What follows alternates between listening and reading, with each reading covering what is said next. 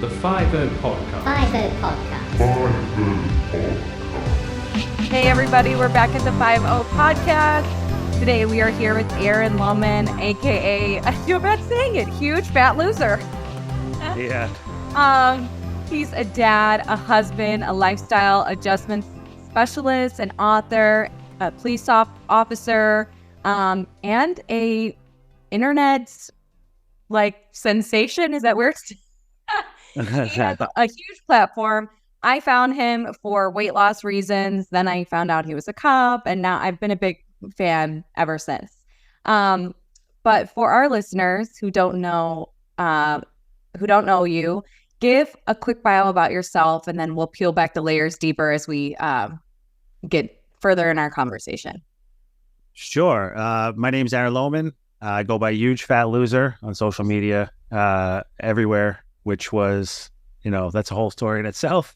I never thought it would blow up like this, so I just kind of stuck with it after that.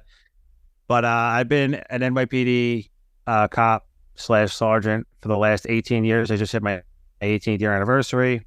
I've done a number of things in the police department.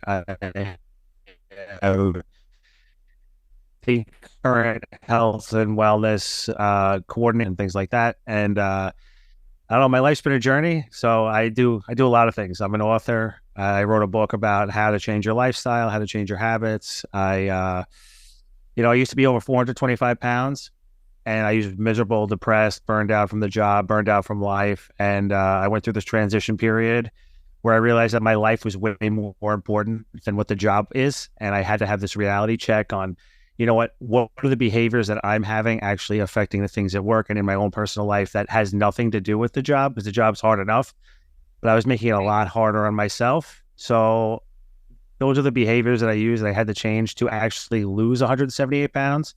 But changing my mind came first, and that's why I wrote the book on how to change your mind and create healthier habits, which led into all of that. So, well, we'll get deeper on it. I definitely want to ask you how you got your name, Huge Fat Loser. Sure. And I'm going to ask you more about losing that weight, because one of the reasons I found you is personally, I recently lost a little bit over 65 pounds. So awesome. I can relate to your story, but we'll get into that in a little bit. No, that's great. Yeah. So we're going to first go over your life and your upbringing and your foundation in law enforcement. So from the very beginning, tell us about your upbringing. Were you born and raised in New York or no? I was born and raised in New York, in the suburbs of New York, in Long Island, this town called Lindenhurst, New York. It's in Suffolk County. It's about, I want to say it's give or take 30 miles from New York City, right on the train line. But my upbringing is the opposite of what you would think that a police officer probably would be. Well, that's why I like to ask, because so many police officers, we all have such different upbringings, whether it's good or bad or crazy, some reason it led us to where we're at today. So yeah, how was your upbringing? Well, it was not great. So when I was 7 years old, my father decided that he didn't want to see me and my brother anymore, and kind of left the house. My parents were divorced. He would have weekend visitation when he decided that, Sunday visitation, when he decided that he was actually going to come pick us up. Usually just left me and my brother sitting at the door waiting for him and never came through. But then a couple months go by, a year go by, and then he calls us up and says, listen, I don't want to see you guys anymore. And then that was really devastating. Then I had an abusive stepfather after that who abused me and my brother. And, it was a very, very rough childhood, which, believe it or not, I never thought about being a cop. I was an artist. I love art. I loved writing. I loved making movies, making videos. If you were to ask anybody when I went to high school what they thought I was going to be when I grew up, it would have been a movie director or some kind of creative person. Yeah. And a cop was the furthest thing from my mind at all. I wasn't something, it was a last-ditch effort, a last-ditch resort. At the time, the NYPD was paying $25,000 to anybody, and I always say this, I was anybody, and it just turned out to be something that I really loved, I really wound up doing, and I really wound up enjoying it. But deep down, I really am a hippie. I'm an artist. I love art. I love all that type of stuff. I can relate to that too. I went to college for theater and dance, and I love the arts too. And I don't know how I ended where I'm at either, but somehow we're good. Somehow we can do it. I don't know how, but I mean, if you think about it, being a cop is a lot of theater. You know what I mean? it is a lot of Like, theater. We do yeah. a lot of acting and a lot of faking it till we make it. So yeah. Oh, of course, yeah. So your background in policing, I just saw you hit 18 years. You said you're a sergeant.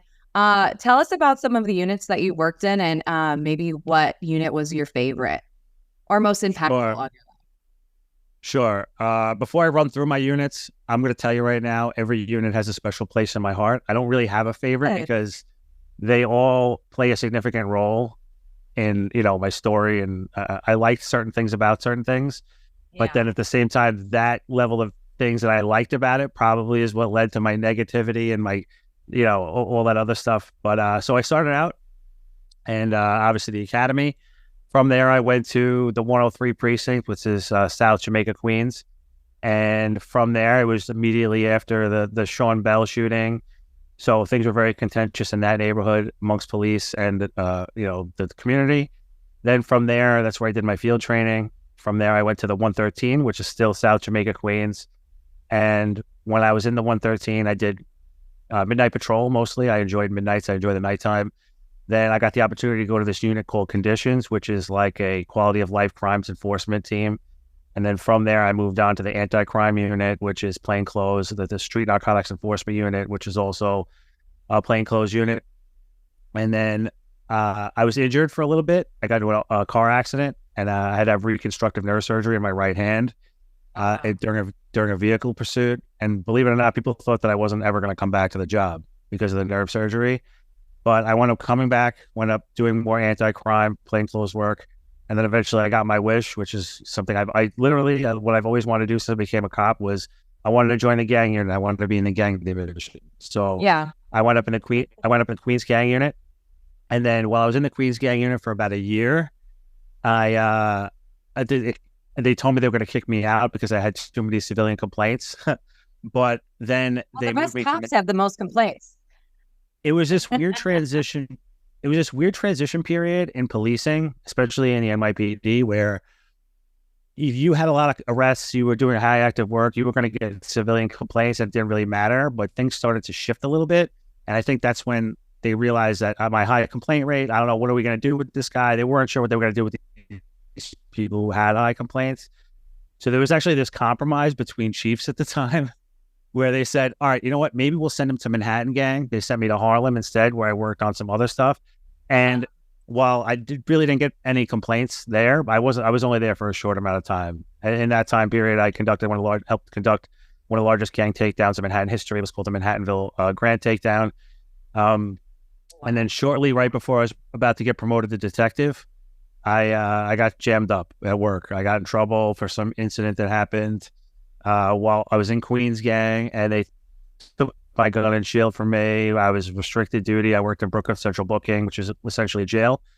And that's when I went through this transition period where I was literally going to kill myself over this job, because when they took my gun and shield from me, I could not imagine what it would be like to not be a cop anymore, because our identities are so intertwined with what we do for a living. It shouldn't be that way, but at the time for me, it was. It was my whole life at that time.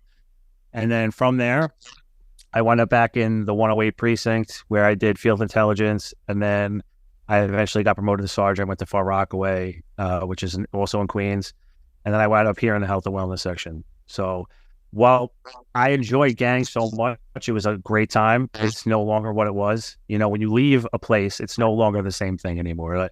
So every stepping stone, I would say health and wellness right now obviously is my favorite, because it's what I do now, and I get to help cops every single day. And there's nothing more rewarding than helping other cops fix their mental and physical health. Yeah. And that's good. It's interesting to hear what happened to you and how it kind of contributed to your mental health. Did at that time, did that contribute to the weight gain when you were feeling depressed in that unit when they took away your gun and your badge, or was it just a periodic thing? So it was a periodic thing. I always had a history of being overweight, and I actually lost 100 pounds to get into the academy. Okay. And then I, as soon as the academy was over, I no longer had this goal anymore. what I would do was I just didn't care. I didn't, monitor my nutrition. I didn't monitor my fitness. I didn't do anything. And it was, I want to say, maybe like 2 months, I split my first pair of pants on duty when I was on a foot post, but I never really thought about it, how I was using food this entire time as a negative coping mechanism. Like I would just eat away my feelings and things would pile up. I would get stressed out.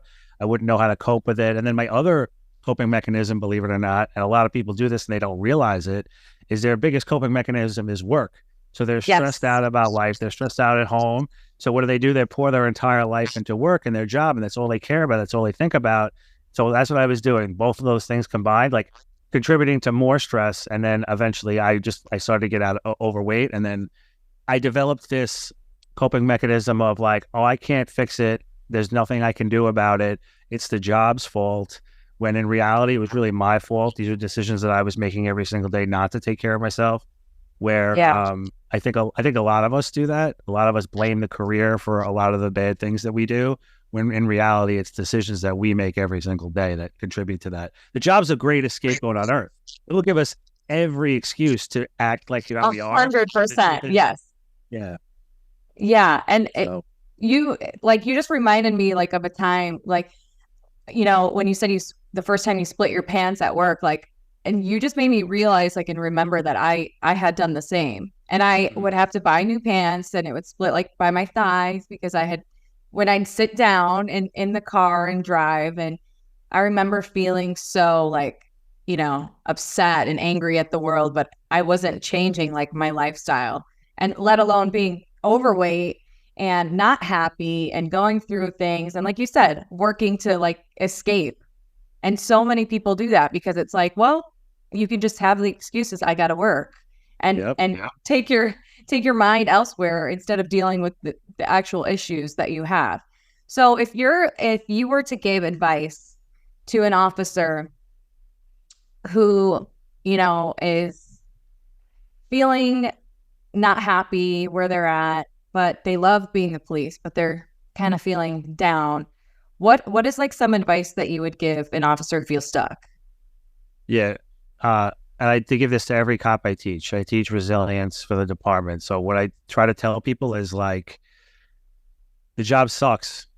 I mean, there's no way about it. And there's things about it that are going to suck, but you have to learn how to realize what you can control and what you can't, and severely limit what you can't control going into your mind and trying to control those things, and manage what you can control to the best of your ability, because it really plays a huge part in how much energy you spend in your brain and in your body contributing to more stress. Like at the end of the day, we're responsible for that, and we're responsible for those choices. And the more we focus on this stuff that we can't control, the more we'll wind up burned out mentally.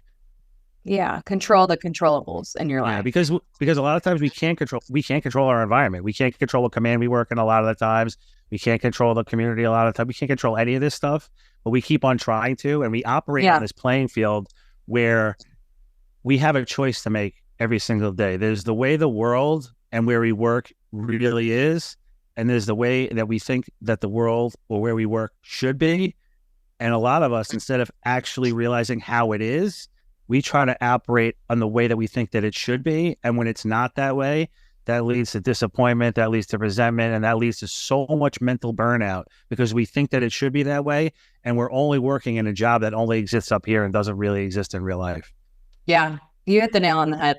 You're absolutely right. You said it better than I could say it, but I agree.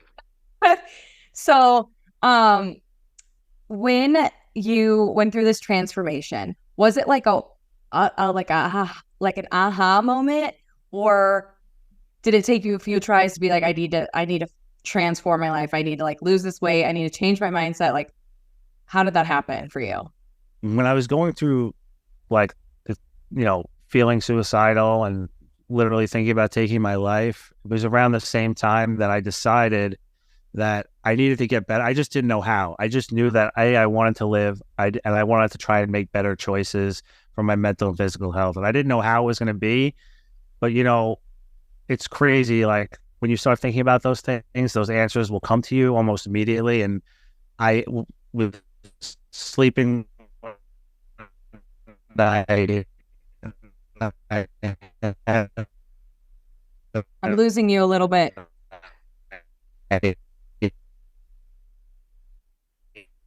I'm losing you a little bit, Aaron.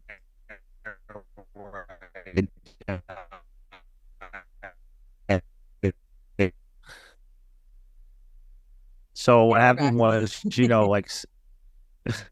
so what happened is, sometimes when you're looking for that answer, you want to change, but you don't know how. And I knew that I wanted to change, that I didn't want to die, and that I wanted to improve things, my mental and physical health, but I wasn't sure how or where or why. I was just going to start making better decisions.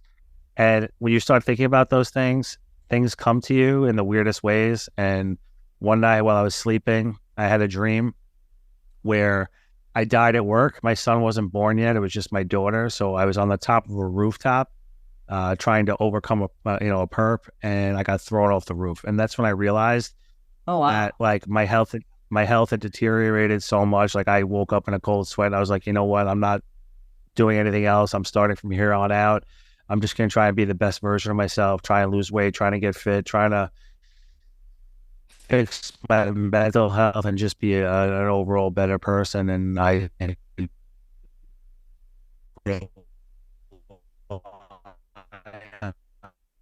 that even now, when I'm in you're this positive guy. Doesn't Yes, 90% of the time, there's still at 10% of the time you think like crappy things, and it helps me refocus on things. And I remember falling off that rooftop in that dream and just imagining my daughter grow old without me, her sweet 16, like lighting that candle without me.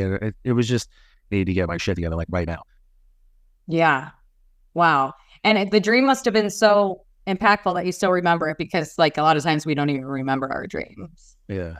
Oh, 99% of the time I don't remember shit about my dreams. I'll even remember waking up from a dream and be like, I had a dream. I don't remember what it was about. I had a crazy dream. Yeah. But yeah, it's like you had divine intervention at that moment. Yeah, it was so impactful at that moment that I was like, I really need to fix my shit, because, I mean, the signals were there. There were times where, we would do a search warrant in like a 4th floor walk up, 5th floor walk up, and I'd be like almost like dying out of breath. Like I knew that my health was a concern. I knew that my mental health was a concern. Like I used to have conversations with my wife where she used to be like, your negativity is draining me. Like, are you always going to be like this? And like, it's very easy to blame the job. Like, oh no, this is just how it is. It's like, no, this is not how it is. This is how I am. I'm just using it as a scapegoat. And I just knew at that moment I really needed to change. And we do such a good job convincing ourselves and convincing others that like this job makes us like this way. But I love how you said that like we can control what we can control. And at the end of the day, it is a shitty job, but like we don't need to lead shitty lives. Yes, that's exactly it. When those things bleed together, it's so bad. And so many of us do it. Yeah. So what do you think is the worst contributing factor to police officers' mental health these days? I'm going to give you the answer. It's not going to be a popular answer, but it's going to be our ability as a police culture to enable the shit out of each other. That is the biggest contributing factor to all of this, because we just had a conversation about how our behaviors contribute to this negative mindset that we have. And I've already established that the job sucks, right? But there's something in there where we develop a terrible drinking habit, or we're cheating on our spouse, or we're doing all these terrible things that will eventually lead to horrible mental health, like suicidal ideations, ruining your family, ruining things outside the job. And then what do? We high five each other. We're like, open bar, dude. And then we go out and we get hammered and all this stuff. And like, we see that as normal, as a normal way to blow off stress. And then we enable each other in those things. And then on top of that, the bullying atmosphere that goes on in the police department is a whole other thing. If you're any different, if you're a positive person or you don't contribute to that society, you're looked at as like an outcast. You know what I mean? Yeah. So that ability for that enabling mindset to just be an asshole, like really like leads you down a path of not asking for help, not trying to seek positive coping strategies, not seeking to do good things. And I genuinely think, and I say that is the number one, because the stuff that is bad, let's say the public perception of us, the neighborhoods that we work in, the administration, the oversight, all that stuff. Yeah, that's terrible. Of course, it sucks. Yeah. But we can't control that. but we can control that stuff that I just mentioned before. And that's Yep. why it's the most damaging and the absolute worst. It's funny you say that because it's so true. It's like if someone's spiraling or if an officer is like going through a rough time, like the way that we decide to help them is like, let's go out. Or Yep. like you said, we're high-fiving them if they're I've seen it with my own eyes, like officers encouraging other officers to do bad things outside of work or like Mm-hmm. it's funny or whatever, because I feel like some of us are feel better about ourselves when someone else is doing worse. And I feel like that's cop culture. It's Yeah. like, okay, my life is so shitty, but this guy I work with is like spiraling. So like mine's not that bad. Not only And that, then look how we we just treat each other. base it off of that. Yeah, look how we treat each other on social media. And people will be like, "Oh, every job is like that." It's like, no, they're not like that. They do not treat each other like that on social media or in person.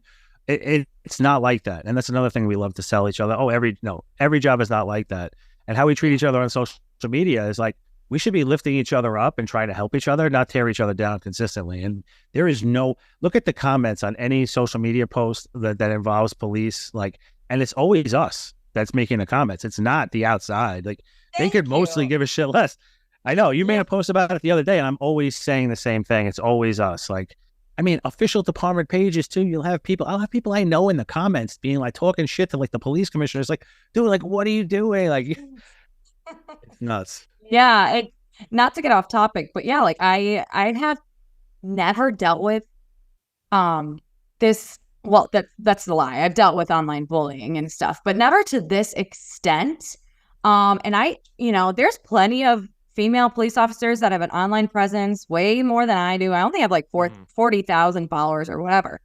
But for some reason, the hate is so wild and it's from other female officers and other male officers, mostly female.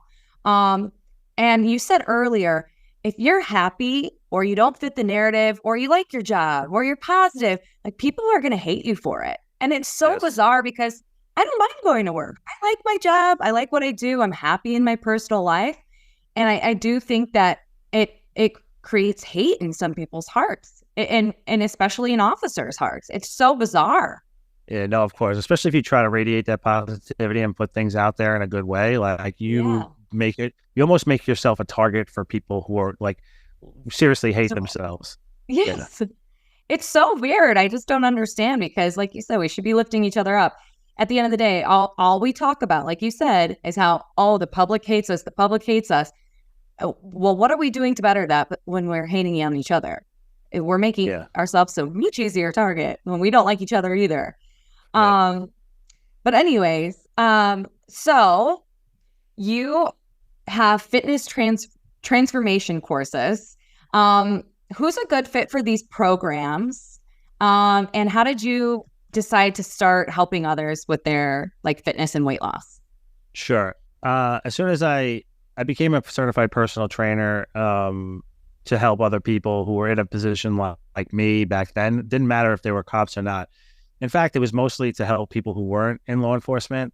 And then eventually, because of what I do on social media and other things, that's how I transitioned to this new unit that was literally just created a couple of years ago. I was one of the first people in it. But the reason I started is because I just want to help other people not fall into the same traps that I fell in life. And as far as my courses are concerned, they're not for people who are used to working out. They are for people who are just starting, who probably have never worked out before. And because it's a demographic that people lost sight of. And I think people forget about because they're more concerned about making money and like turning profits, where like you look at a beginner workout on the internet, like beginner ab workout, like, okay, start with a 45-minute plank or some crazy thing that is Yeah. it's really not for beginners.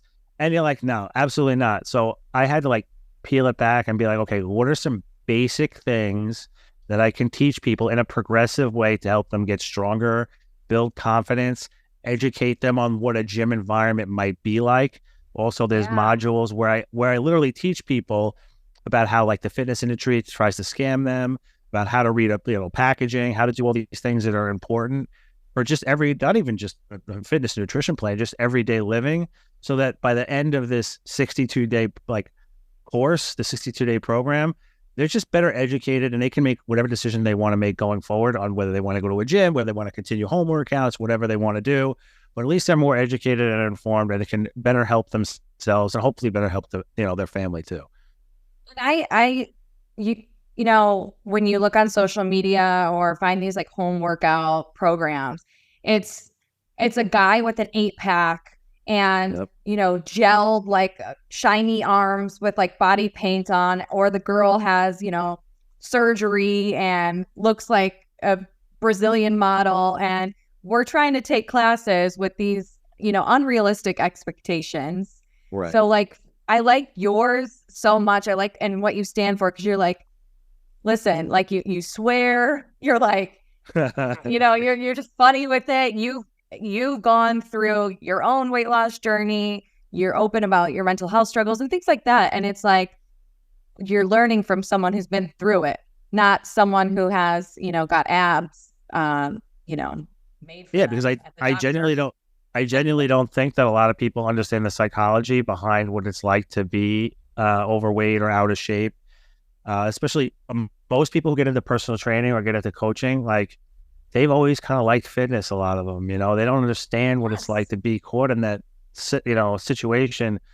And I think without understanding that mental piece of what it's like to be there and go through that struggle, like it's very, very hard to speak to somebody and coach somebody who hasn't been in that position. Yeah.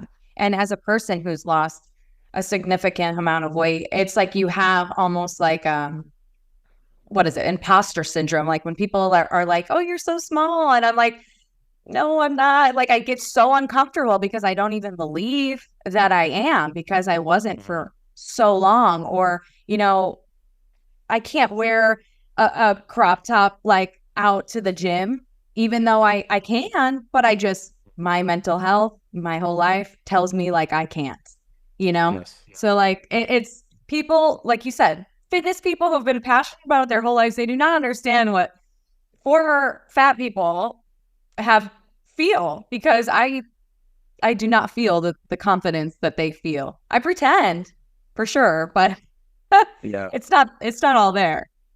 No, and people think that because I guess maybe social media, Yeah. you know, I always get this thing where they'll meet me in person. Somebody meet me in person, they're like, oh, you know, I thought you were totally different. I thought you were like an asshole or whatever. And I'm like, why? Like, no, like, you know what I mean? It's just being out there and being in social media, people think that you're different than you are. It's like, no, like, I don't think I'm important. I do not think I am important at all. I don't think I'm the shit. I do not have an ego. Like, I'm not that type of person. And I really despise people like that. So I try not to I never want to become that. So I don't, that's it. So, tell me about Comfort Kills. And I saw you have a sign, Comfort Kills, right there, to your right. But tell me about it and how you started it. You're like, you have so much going on. I don't even know how you keep it together, but like I can relate. But tell us about Comfort Kills. So Comfort Kills is a clothing company. As like, you have your own clothing company going on. It's just every day I'll put up a motivational quote and like a piece of clothing that I'm selling. It's honestly just stuff that I find to be cool. It could be motivational. It could be, I have stuff from movies on there. Just if I would just have an idea to make a t-shirt, I'm like, hey, you know what? I'm going to make this t-shirt and it'll be pretty cool. But most of it's like centered around like gym type stuff, motivational type stuff. And the whole Comfort Kills thing was literally my first shirt. And I named it after that because it's, like I said, it's mostly motivational clothing type things. And it's just about, if you get so comfortable, like it's the most deadly thing that we could possibly do. We should always be trying to, and I'm not one of those motivational people who's like, oh yeah, you always need to be like giving it 110% to be better and change. It's like, no, but you should be at least trying to at least learn something, trying to do something different, trying to just elevate yourself just slightly and do something uncomfortable just to make yourself a little bit better to grow. Especially if you're stuck in the same point where, oh, I'm overweight or I'm trying to change my life. You have to get uncomfortable. You have to, like, and that's where Comfort Kills comes from. I totally agree. And I'm going to get one of your shirts today. Well, I I will love it. send you one. How about that? Okay, and I'll send you one of mine. Okay, perfect. We can do a trade. So you wrote a book called Starting Over. I mean, you got the CVS receipt of a resume here. What inspired you to write the book? There it is. And was it hard to write the book? Because I'm writing a book too, and I can't find a publisher or anything. How did you do all this? So I'm self-published I did it through Lulu, and then I did it through Amazon. And how I did it, I've always wanted to write a book, right? Uh-huh. I'm friends with a guy. I think he's been on your podcast, Jason Piccolo. No, Do you know him? not yet. Okay. Jason Lacayo was on my podcast. Okay. Jason Lacayo is my guy too. All right. Yeah, he's awesome. But there's a guy named Dr. Jason Piccolo, and I was on one of his podcasts. Is one of the first ones I was ever on, and he wrote a book. He's written a couple books now. He's a former border patrol agent, special, done a bunch of stuff, and he's a former whistleblower. And like and he wrote all these books. I'm like, how do you do this? And he just gave me this like basic plan. He's like, just start writing, man. And like, he's like, make a tree on topics you want to talk about that could do whatever you want to do. And then eventually, it'll come together as a book. So that's what I started doing is I literally wrote, okay, what do I want to talk about as far as, I don't know, let's open up to a page here. What I want to talk about as far as changing your mindset and picking the right goals for yourself, right? What am I going to talk about as far as picking your right goals? And I would write a couple pages on that. And then I would then, after I was done writing, after I felt that it was good enough, I would go in. I use Canva. Canva is the best thing ever. I have the premium version of Canva, okay?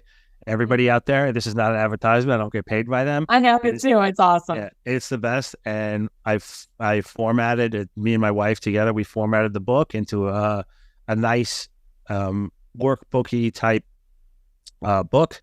And then we did that, and then we published it. And then I also, in addition, I also have other books that I did too.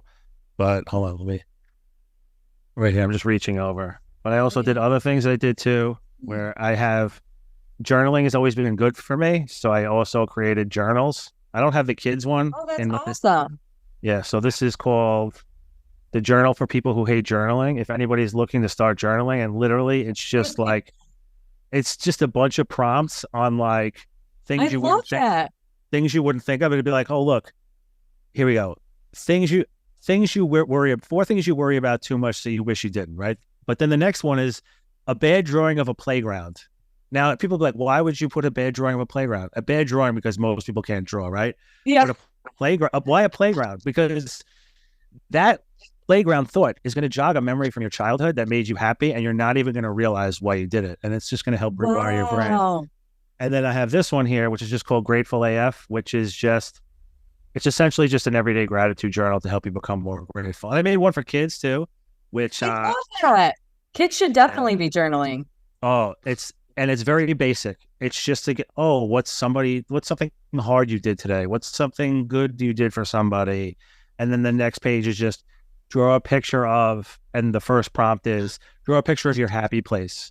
And that's the name of the book, is My Happy Place. So it just helps them become more grateful too, because they need it more than anybody. Yeah. Yeah. And if we wanted to get one of your books, where can we find them? You can go on Amazon. Everything's available on Amazon. And then obviously my bio is, it's there too. Awesome. You're just going to keep going. You're just going to keep stacking up that resume. I'm busy. I haven't. Keep going. Yeah. I have another thing going on right now where I'm releasing. I have another page where it's just mostly dedicated to food and cooking, called Diesel's Kitchen. Yep. Diesel's Kitchen. It's just my way of highlighting other small businesses, as well as, eating, cooking, things I like to do, just to show the balance between, like, obviously my Huge Fat Loser page is mostly dedicated towards mindset and fitness, but I do everything, like I also eat food. I eat plenty of pizza, right? I eat plenty of good food. It's the reason I work out so hard, is so I can eat essentially what I want every once in a while. So, and then we also have top secret products coming out soon, which are awesome. And I cannot wait. I can't really talk about it on here, but it's going to be something good that people will definitely enjoy, that they could definitely use to help their nutritional plan. Let's just say that. Oh, okay. So it's not okay. Okay, I'm excited. We will stay tuned Okay, for that. cool. Yeah. Um, so if someone visits your platform, someone new, let's say they listen to this podcast and they go click on your page, what do you hope that their takeaway is?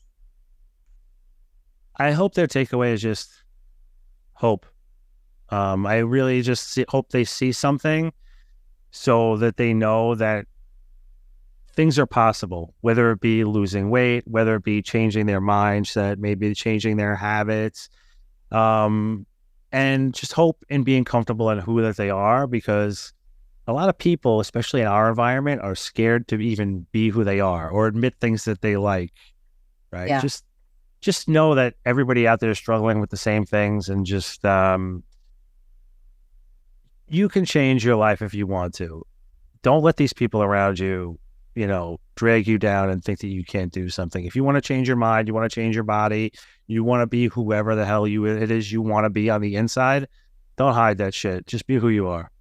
Yeah. I love that. So my next question is kind of the same, but what advice do you have for people who are struggling with speaking up or being themselves? That's kind of a loaded question, but pretty good at it. So I figured I'd ask. Yeah, it's a great question, because I mean, I guess because of the environment that I grew up in, my wife likes to tell me that I have, what the hell is it called? What is it called? I can't believe it. Where I have like anti-authority syndrome, where like where like if somebody tells me I can't do something, or somebody tries to, like, even my bosses sometimes, unfortunately, where they tell me I have to do something, I'm like, no, fuck this guy, But Yeah. yeah, I realize that I'm wrong in thinking that a lot of the times, but in a lot of times I'm right, where it is like, I'm just going to do my own thing. So if you're struggling with it, just remember that most of the people who are going to judge you are going to judge you no matter what the hell it is that you decide to do. So you might as well do whatever makes you happy. You might as well just be the person that you are, because deep down, you're either worrying about what they're going to think of you if they ever find out, or if you put yourself out there, you're going to find out what they think about you. And it'll be a lot more freeing once you find out how they actually feel about you, that you could just let these fucking people go, because who gives a shit about them? I always tell people all the time, I used to be afraid what people would think about what I liked or what I didn't like. Like, you're looking at the biggest Taylor Swift fan that ever existed on earth. I'm the biggest Swiftie that ever existed. I don't care who knows it. I don't care. I'm not willing to be judged by somebody because, let's say it's not popular, especially in police culture. Dude, I don't give a shit. All right. And same thing, like, if you're going to put yourself out there on social media, people are going to talk shit about you, like, no matter what, especially negative people who genuinely are looking for a place to target their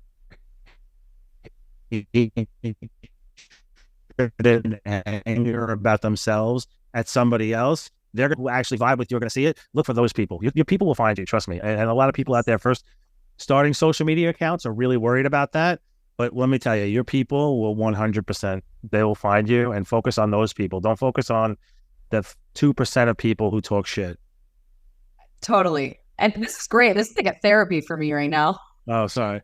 No, listen, I know it's tough, especially as a woman in law enforcement. And, I didn't want to go down this rabbit hole with you, because I'm sure you have other things to talk about, but I genuinely feel bad for women who take this job, because they get it from every single angle. It is hard to be a woman in this job. They're judged at every single corner by other women and men specifically in absolutely everything they do, because of the insecurity that men have in general. So they're looking to misplace their anger on anybody else, feel superior to anybody else, when it's all bullshit, And so, like, I commend women in law enforcement for even taking this job, and a lot of you doing it better than a lot of men out there too. Okay. I appreciate that. Yeah. I've always loved male and female partners, and I think a lot of people need to give the opportunity to women, because there's a lot of officers that don't like working with women, or just already assume, I'll take the lead on this. It's like, no. Like, we are just as capable, and actually a lot more logical, a lot of situations. One of my best partners and things like that. So one of my best partners was a woman. She was the best. She's no longer with the NYPD anymore. She moved on to a different agency, but she was the best. And she was very helpful in helping me turn my life around. Very, very, very positive, good-hearted person who helped me out a lot. Good. Good. I'm glad you had a good experience. Most people do. Anyone who's ever worked with a girl has nothing bad to say. But last question before we get into the questions from my followers. It is pouring rain here, by the way, really bad. That's probably why I keep kind of losing you a little bit. But you have mentioned your wife several times throughout this conversation. You post about your family and your children. You're smiling really big right now as I'm talking to you. Tell us about like how you prioritize your family and with work and all the things that you're doing. Like, how do you keep your family at the forefront as like a healthy relationship with your wife and kids? Sure. I'm not going to pretend that, I mean, there's people listening who are they're like, oh, this guy is an admin guy now. He has a better schedule. Yeah, that's 100% true. Right now I have that. But when I was when I was doing all the same shit that I'm doing now, I did not have that. And I can tell you exactly how I did it is I do not make time for things that aren't priorities to me. And I had to sit down and list what my actual priorities are: my health, my fitness, my family, and then doing here what I'm doing now. That like, look, and because that contributes to my mental health and it actually helps other people. That is it. I am boring as fuck. I don't do anything else. And I love it. Okay. And that is it. I do not have time for other shit. You ask me to go out, I might throw the, maybe. I'm not going. I'm not doing it. I can't. If you catch me out, like, that means I really love you. That means like, I really love you. If you catch me out, if I come to your thing, that means I really like, I love you and that's how you have to be. And I say this all the time is like, you have these cops working 70, 80 hours of overtime a month.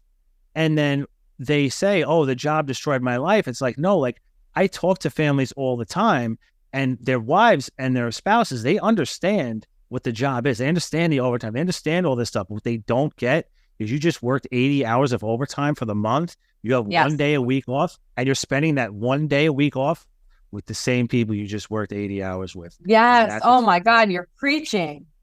Yeah. Yes. And that's what destroys the relationship, because even if you think that it's team building or whatever the hell it is you want to call it, it's not. You're building with the wrong team. You need to be building at home and prioritizing and at least showing that effort. And a lot of people refuse to show that effort at home because they would rather be somewhere else.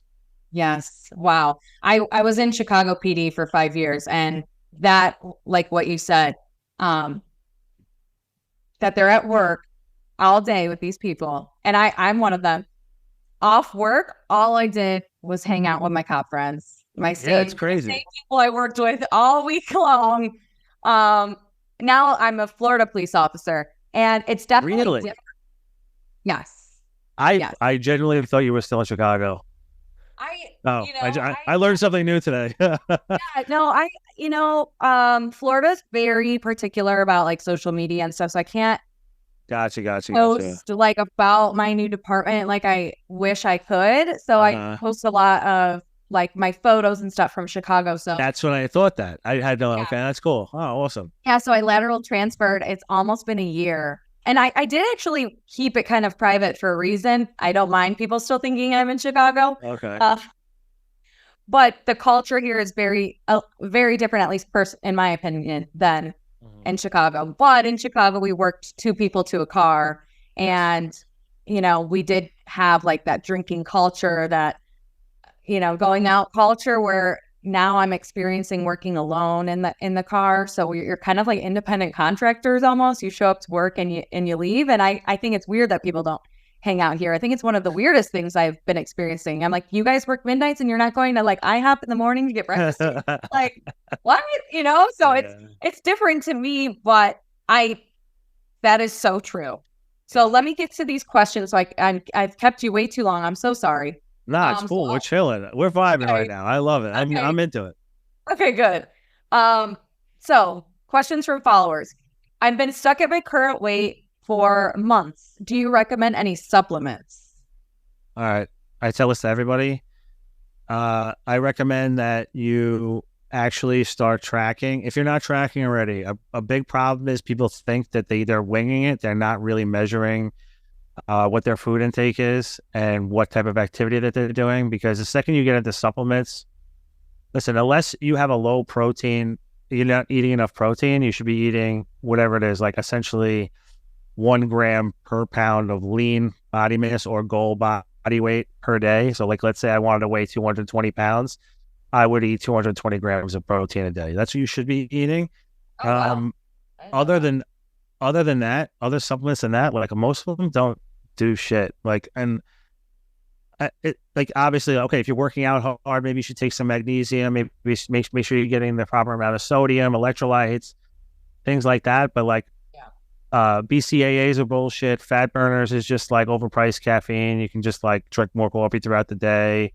Yeah, supplements are not going to do the job for you. If you've been stuck, you really just need to take the moment and evaluate what it is you're doing and be truthful with yourself. Because a lot of times we're like, yeah, I'm good 6 days a week.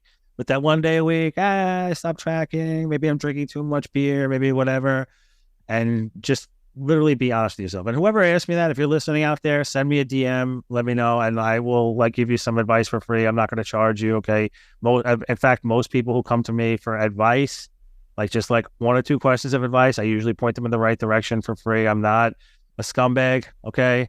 I will help you out. So just, hit me up and like, we'll try to figure things out. Especially if you're a guy. Another guy thing is like, listen, go get your hormone levels. Even women, get your hormone levels checked. Yeah, no, absolutely. I always see online all the time, like female influencers love to play are your hormones balanced? Eat this, take this supplement. It's like, you don't know if your hormones are balanced unless you go see a doctor and actually see what your hormone levels are. That's not something you can do by the way you feel. You actually have to know data on what the reality is before you start doing any of this stuff. And a lot of our hormones, because of the jobs that we do, the foods that we eat, like a lot of them are not good for us. They do screw with our hormones a lot. So make sure you get those checked, especially as you get up there in age. Like I'm 41. Like I gotta go. I go to the doctor and get everything checked out. Yeah. When I was at my heaviest, I was working out every single day. So I went, I thought, oh, maybe I have a thyroid problem. I didn't, but I wanted to blame it on other reasons. Hoping I had a thyroid problem so I could explain it, but I didn't. But like you said, I started writing down what I was eating and I was realizing I was eating a lot. So message him, you guys, if you're listening. Not only that, like what type of fitness are you doing? Right now, there's a whole. I'm sure it wasn't the right thing. Yeah, like lifting weights is so important, especially for women out there. I know you think you're going to get huge and bulky, but I work really hard to look this mediocre. Okay, all right, I promise you will not get big and bulky if you eat food and lift weights. Lifting weights is important because a lot of us, what we'll do is we'll do a ton of cardio. We'll do a half hour to an hour of cardio a day. We won't focus on prioritizing protein or building muscle. And then what happens is our muscle doesn't grow, and our muscle is what actually helps to burn those extra calories sometimes. So you can be a little bit off here and there. It's a whole metabolic factor thing that, like, seriously, lift weights, everybody. You could do cardio, and if you like it and run, that's fine. I don't care, but you should at least be doing some weight training in there to better help your body, hormone regulation, all that stuff. Yeah, you're preaching to me right now. I need to start lifting more weights. Yeah. Next question. I often feel insecure about my weight and uniform, but I have no motivation to go to the gym. How did you stay motivated during your weight loss journey? If you've ever been to my page one time ever in your life, you will notice that I do not take the standpoint that a lot of these police, especially male influencers, take. And I literally hate that they do this to other people. Is they go, well, you're a cop, and if you don't work out, you're a piece of shit type thing. Like I do not do that at all, because number one, I live that lifestyle. This is another one of those things where this is like guys who have been in shape their whole entire life screaming at people who are out of shape. It's stupid. Okay. So you have to really find why you want to be in shape and why it's important to you before you start doing it. Because if it's a short-term goal, if it's a BS goal, it's not going to stick, and you're not going to be motivated by it. And motivation at the beginning is there, but it's fleeting. It goes away, and you're going to have to constantly remind yourself of why you're doing what you're doing. And actually, if this is something people don't talk about, just lie to yourself. Right? If you hate going to the gym, just lie to yourself. Be like, yo, I love this. Because I'll tell you right now, I went today. I was already sore. I did not want to be there. Okay. And I've been doing this for a long time. And a lot of times I don't want to be there. But you got to like convince yourself or lie to yourself and be like, you know what? I'm tired. I'm just going to go there. And I'm just going to do a little bit. Right. But then what happens is you go there, you start doing a little bit, you start to feel a little bit better. And then by the time it's over, you did your whole workout and now you feel like really, really good. Yeah. Positive self-talk. Yes. And just get, and also like, at least for me as a female, once I started to see my clothes fitting better and stuff, then I couldn't stop. Yeah. But until I felt that, I was, ugh. And then the first person said, oh, you look like you've lost weight. Then it's, ooh, I'm feeling good, Yes, exactly. Yeah. That's why I always say, like, don't pay attention to the scale, everybody out there. The scale is it lies to you, okay? It doesn't take into account everything. Take pictures. I know it's uncomfortable sometimes. I'm not taking a gym selfie, bro. Like, that's not what I'm telling you to do. What I'm telling you is take a picture of how you look now on your phone. Take one every week or so. And like, you'll see that your body starts to change and how your clothes feel. Those two things, how you look and how you feel, are infinitely more important than that number on the scale, because that number will lie to you 100%. Yes. And I've become such a happier person since I've lost weight. And not because I like being skinny. It's just because I feel more like myself. I just feel like I never felt like how I felt on the inside. I felt like this really like good looking, confident chick. And on the outside, I was like, and now I can like my body and reflects like how I feel. That's amazing. Like it feels good. Oh, of course. Yes. No, I feel the same thing you're saying. I can sit down at the restaurant, not put my purse in front of my stomach to hide it, I used to pretend to hate the beach, like for literally the first like half of my life, because I was overweight. And now that I lost weight, because I was so uncomfortable, now listen, I love the beach. I'm at the beach all the time. I love being outside. You could really be who you are, it's amazing. Yes. Okay, next question. I love how open you are with your views and how you don't give a shit what anyone thinks. Were you always that way? Well, I guess we've talked about this, but were you always this not giving a shit way? Yeah, I mean, unfortunately, yes, to a certain extent. It's gotten me in trouble sometimes, sure, but it's much better to be who I am and just say how I feel about things. Back when I was going through my abusive childhood, it was like one of those things where it was like, yeah, nothing you say matters. Who gives a shit what you think? Like, you're just a kid, like all this stuff or you don't speak up at all because you're scared to have an opinion. Yeah. So I got to this point in my teenage years. This is right before my stepfather left, is I started to say what I think to him, and he was the scariest person in the world to me because he would literally hit me. So I didn't give a fuck about what I would say to anybody else. I wouldn't one of the things about leadership. You could say what you said to him, you could say it to anybody. Yeah, and one of those things about leadership and policing, right, is like, you'll see the biggest thing that people are scared of in policing is getting yelled at by another person. Like, to me, I'm like, I don't give a fuck. Like, I was yelled, literally, I talk back to the scariest person in my entire life. You can't say shit to me, dude. Like, I don't, and you just have, so after that transition period, I've never been afraid to say anything about anything. And not only that, I always weigh this in my head before I post something on social media. I know the backlash sometimes that's going to happen from things that I say. People are going to agree with it. They're going to disagree with it. But I have this internal conversation. It's worth it to me to say the uncomfortable thing to help somebody who needs to hear what I'm about to say. You know what I'm saying? And that to me is worth way more than being comfortable. Like, once again, comfort kills. I love that. That's how I feel. I just can't articulate it. I am so much more happy saying what I want to say and helping the people that need the help or that I'm reaching than like the three trolls who are like have a fake profile. Yeah. And think about it. How much cowards are they? They can't even use their real profile. They got to use a fake profile.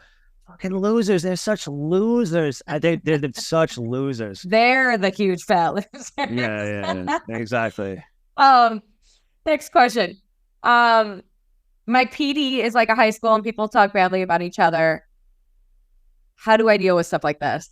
We've also talked about this, but Yeah. I can relate, to this question too. And I'm sure you can. Of course. My PD is like 13th grade with a gun. I always say that to everybody. And you just have to be confident in who you are, right? Let them talk. Who cares? They're going to talk. Just be comfortable in who you are, right? And I say this similar, like if somebody comes up to you, right? Somebody on the street, some protester who hates the cops, they're like, you're a piece of shit. And like, are you a piece of shit?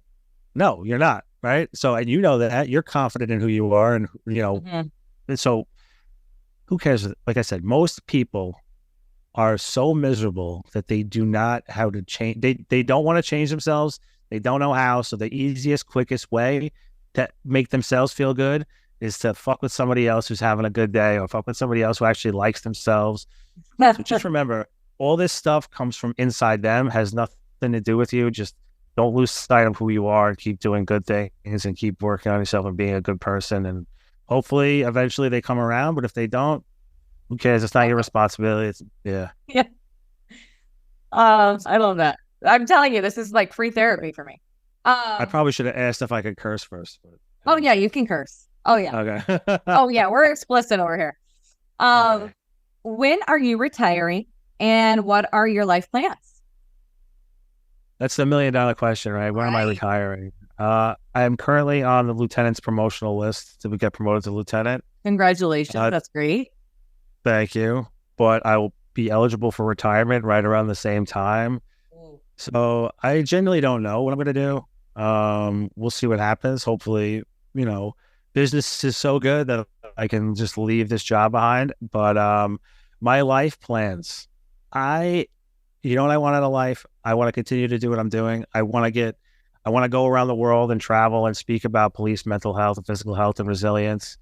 And anybody who's out there who's listening to this who wants me to come speak, I do that too, to other agencies. Even if it's not policing, I speak to other agencies.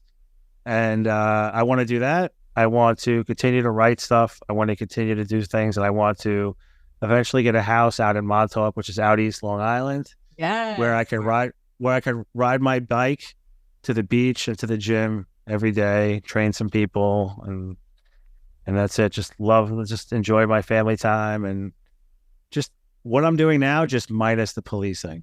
Yeah.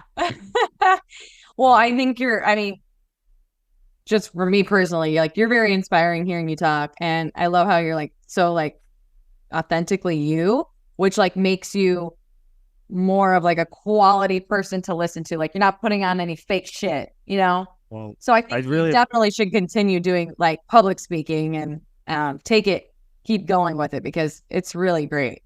I appreciate that. And like when you said the other day, oh, my dream interview, I'm like, who the hell? I'm like, who are you interviewing? And not me. I should be nobody's dream interview. Like I said, like I am just some fucking dude out there with a social media account. Like I don't. I'll take it like this. From someone who has 6 years in law enforcement, right? Who lost weight, who gets ridiculed online at our police department, and then watching your videos of how you've lost weight, how you don't give a shit about what people think, and how you stand up for yourself and this and that. Like you to someone like me is like very inspirational. Well, I really appreciate that because thank you. That's what I'm going for. And can you leave us with any final takeaways for anyone who's listening, and then tell us where we can follow you online? Sure. Law enforcement, cops out there. Here's what I'm going to tell you. This job is not your life. Do not let it consume you. Do not let it become your life. We tie ourselves to our identity and policing and who we are. This patch we wear on our shoulder, this shield on our chest, like it's not who we are. Who we are is that what we do outside of work. Remember that. And you should find something that you actually enjoy doing that is not policing. Turn it into a passion, turn it into a side hustle, turn it into a business. Because, when this job may or may not last forever, and you're going to want to find something that you actually enjoy doing when you retire, or if, God forbid, you have to leave, whether forced or not, this job cannot be everything. Because you're going to get in trouble like I did. And then your Yeah. world's going to come crashing down. Just listen, don't do that. Take care of yourself, your physical body, your mental health. We have health insurance, okay? We can go see a therapist. You never have to tell anybody you're seeing a therapist or any of this shit that people think that you have to tell people. Work out, take care of yourself, take care of your family, control what you can, let go of what you can't. Literally, when I tell you this, control what you can, let go of what you can't. Everything else is just fucking bullshit. It's bullshit. Stop letting it affect you. Stop letting it affect your life, and just be confident in who you are and be proud of who you are. Be proud to like what you like. Just be you. All right. Don't hide behind anything. Just be yourself. It'll be an example for everybody else to actually start doing the same thing that they should be doing. That's being themselves. Okay. Yep. That's how change is actually made. All right. Be a human again. Be a human. That's it. And where can people find me? You can find me it's at huge, HUGE _ fat, FAT _ loser on Instagram, LOSER. AaronLohman.com is my website. And that's it. I'm on every social media platform, but Huge Fat Loser on Instagram is the number one thing that I use these days. So, well, thank you, Aaron. You were a dream interview, whether you want to believe it. I appreciate you taking your time. I know you have 1,000,001 things going on, so I really do appreciate it. I'm on vacation this week, so that's why I was like, Monday. I'm actually leaving tomorrow for New Jersey. So like I was like, that's why I was like, oh, perfect. I could do Monday. I'll do it Monday because I didn't want to wait until like it would have been August then. And I was like, you know what? I want to get this in now. Like she seems really cool. I want to so. I cool. really. And it was good. It was awesome. I can't wait for people to hear. I feel like I'm gonna walk out this door and start floating and just having a great day. So I really appreciate it. Go give him a follow, you guys. And as always, we got your 6.